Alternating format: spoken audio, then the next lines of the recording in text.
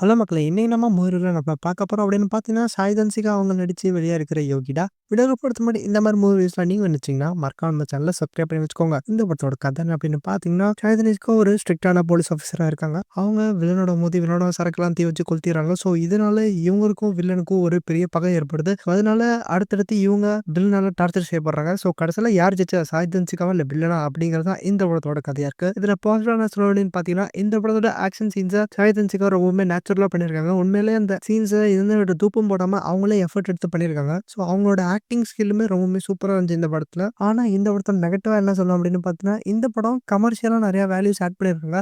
ஆனா, ஸ்டோரி வைஸா நம்ம ரொம்பவுமே பிரெடிக்ட் பண்ண ஸ்டோரீஸ் தான் இதுல படத்துல இருக்கு. அதனால இந்த படம் ரொம்பவுமே ஆவரேஜா தான் இருக்கு. ஸோ, இவங்க மத்த விஷயங்களுக்கு போட்ட எஃபோர்ட்ட ஸ்டோரியில கொஞ்சம் ஸ்பைஸ் அப் பண்ண போட்டிருந்தா, இந்த படம் இன்னும் ரொம்பவே நல்லா வந்திருக்கும். அதுக்கு காரணம் இந்த படம் ஒரு 4, 5 வருஷத்துக்கு முன்னாடி எடுத்த படம். ஸோ, அது இப்போ ரிலீஸ் ஆகுறப்போ நமக்கு கொஞ்சம் கொஞ்சம் சலிப்பு தட்டுற மாரி இருக்கு. நீங்க இந்த படத்த பார்த்துருந்தீங்கன்னா, உங்களுக்கு இந்த படம் புடிச்சிருந்துச்சா இல்லையா? அப்படிங்கிற உங்க ரிவ்யூ மறக்காம கமெண்ட் பண்ணுங்க. Thank you.